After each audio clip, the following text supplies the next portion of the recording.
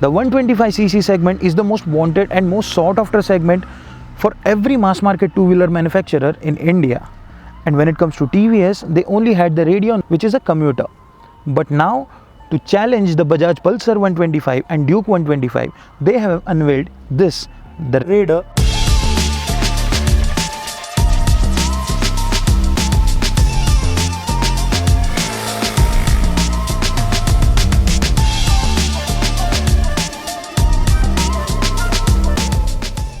Let's start with the design.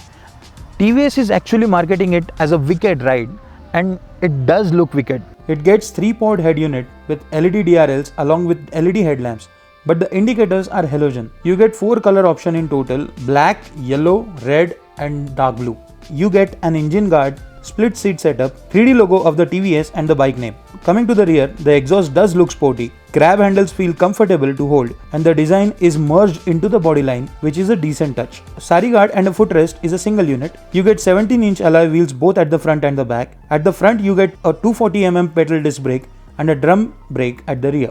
The tail light is a LED unit and follows the quirky style of the DRLs. Overall, the motorcycle looks quite modern and sporty. The instrument cluster is a first-in-the-class reverse LCD unit with plethora of details.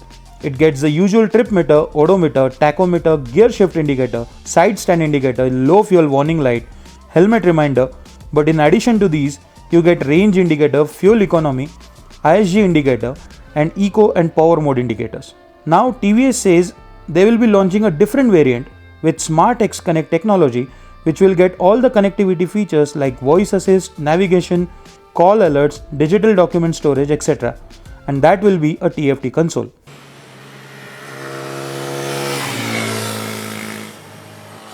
Okay, now let's talk about the engine. This motorcycle gets a complete new 124.8cc motor which produces 11.2 bhp of power and 11.2 Nm of torque. The power delivery is sufficient and smooth for daily commuting duties.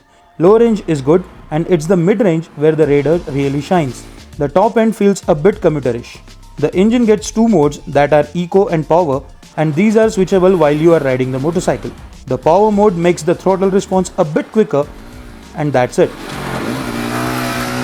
The Raider also gets IntelliGo feature, in which if you come to a halt, the engine will cut off and will start back on once you engage the throttle. This feature only works when you are in the eco mode.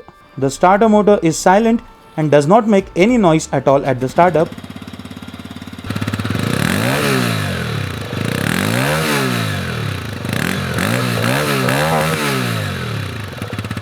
TVS claims that the top speed is 99 km per hour. However, I was able to touch 100 km per hour. The Raider gets 5-speed gearbox and the clutch is very light. NVH levels are good and the engine feels solid and refined. The tank is 10 liters, which gives you the range of 400 to 500 km considering the mileage of 40 to 50 km per liter. Talking about the ergonomics, the Raider is somewhere in between the commuter and a street sport motorcycle. You sit upright, the foot pegs are center set, the seat height is 780mm and the cushioning is comfortable both for the rider as well as the pillion. The tank is shaped nicely and you can squeeze it between your legs comfortably even if you are 6 feet tall. You also get a storage under pillion seat, which is a nice touch.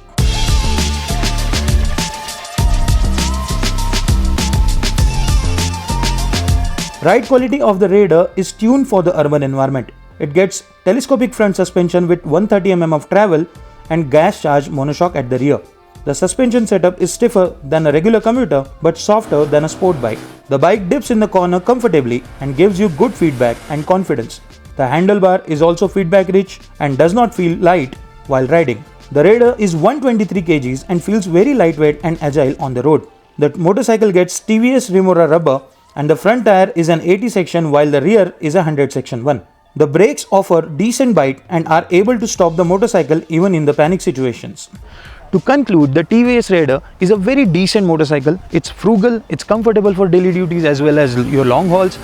It looks stylish, it looks sporty. So yeah, it has the potential to become the very first 125cc motorcycle of your garage. If you like this video, make sure to hit that like button, subscribe to Motorbeam and share this video with your friends. Thank you for watching.